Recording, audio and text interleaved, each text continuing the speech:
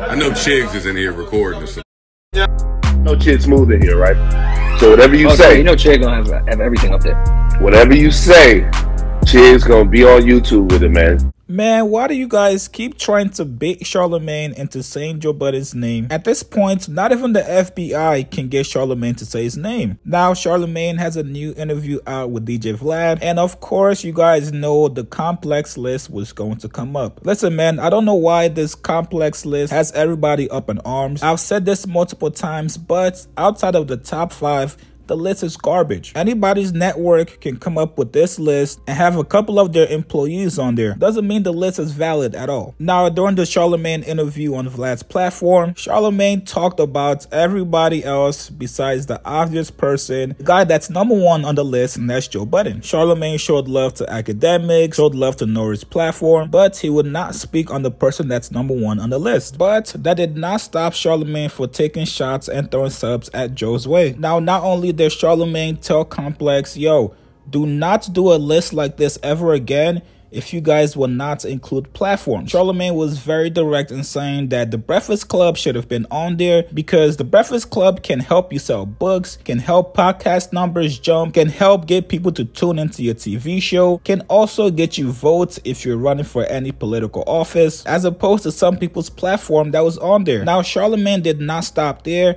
Charlamagne actually questioned the integrity of the list by saying, what is power actually? Power can't be just about making noise, and then went on to say that there's a huge difference between making noise and actually having influence and power. Now, Charlamagne continued to talk about the difference between making noise and actually having power. Charlamagne says that power is people that can actually provide jobs and opportunities for other people. Now, if you guys go back to the $1 million worth of game interview, this was the same exact thing Charlamagne said when they started sneak dissing Joe Budden. That's the biggest thing. Like when you call $1 million worth of game, that's really what y'all do. Educate. Man, people out here craving for, positive affirmations. You know what I mean? Yeah. They craving for a positive word. They want an OG to grab them, put And the arm knowledge. around They them. want the knowledge. Yeah, and say, come walk with us. Like Envy can speak to this just like I can. Man, both of our careers started to go to the next level when we started really being public servants. You know what I'm saying? Like using our platforms to really pour into other people, whether it's me with mental health, whether it's him with financial literacy. That's what really took everything to the next level. And I see, but to say like we didn't help so many people, and Charlamagne the same with mental health. If I tell you how many people is in there and it's like, I need help with this. Can you guide me to a therapist? Can you help me? Which way should I go?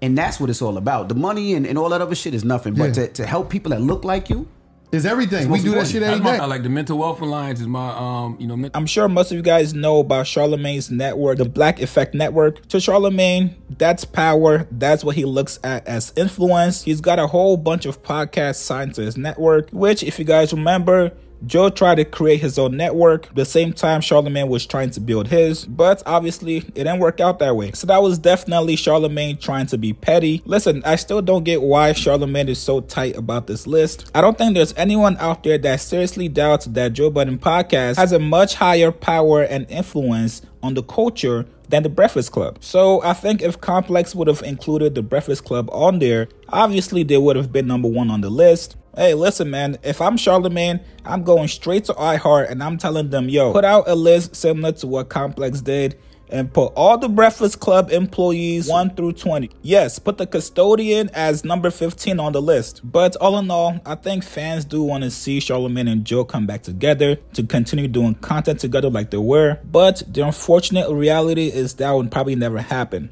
Tell me what you guys think about this, man. Post comments below. Subscribe to my channel, like this video. See you guys later.